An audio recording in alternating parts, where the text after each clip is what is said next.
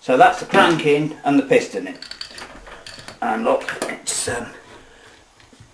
oh, my hands are oily, so I can't turn it now, but it turned, yeah, it turned nicely. There we are.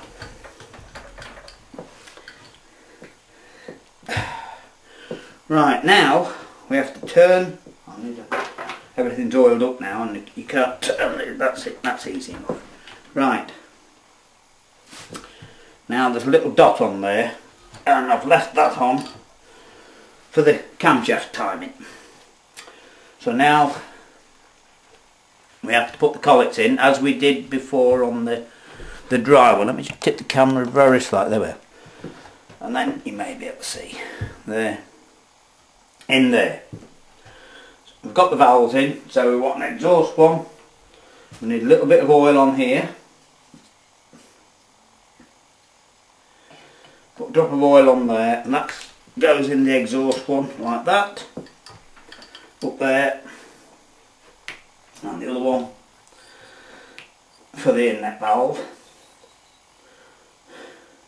These are called valve lifters, by the way, because they do what they say. They follow the camshaft and lift the valves.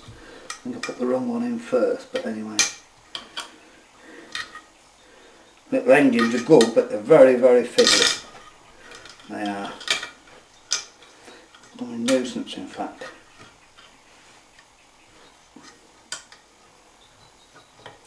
There we are, they're in. Right. Now I put the camshaft in. Remember what I said about the timing. So plenty of oil on those, and oil the camshaft bearing well, on the bottom and the camshaft lobes. Plenty of oil on there, and the timing mark has to go on that sprocket like that. So that goes like that, and it goes there. So the timing mark's on there. So that's done. Now I'm going to put the front cover on. Well, it's actually the bottom cover on this engine, isn't it? Because the engine's upside down. But we'll put the bottom cover on. So you can nearly see that, can't you? I've got that's the camshaft, look. I've got the timing marks right there.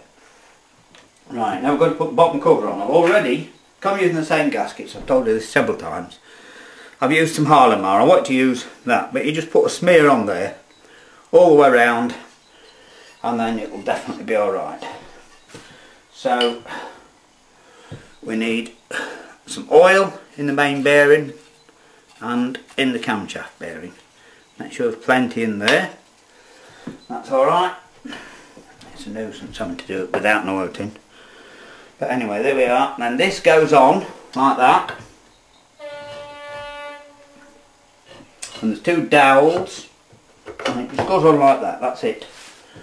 There we are, and then you put the screws in. Remember me taking them out when I left one in, I'm sure you do. So we just put those in, like this. There, look, you can see, there we are. See that one, and that one,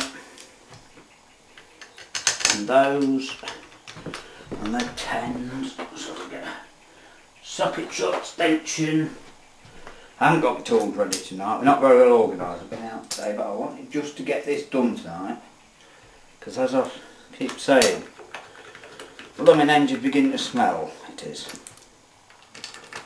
Been too long doing it, but there we are. We're only doing it for fun. We're not on the clock on this one. And when I get it built, we've still got a few videos to come, so I'm going to have to make a mount for it. Anyway, it's not looking too bad actually.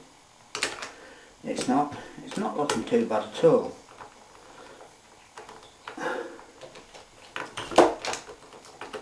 I've got to do two things at once. So I don't know how long this video will be. Too long, no doubt. I don't know how long we've had. Yeah, we've had over 10 minutes already. Bit to go. So this will be a two-part video, no doubt. Anyway, we just tighten these up. Again, they don't have to be overly tight.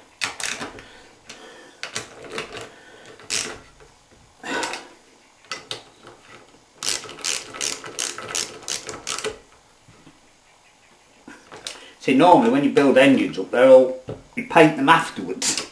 You don't paint them before. So it means I'm trying to keep my hands off the paintwork.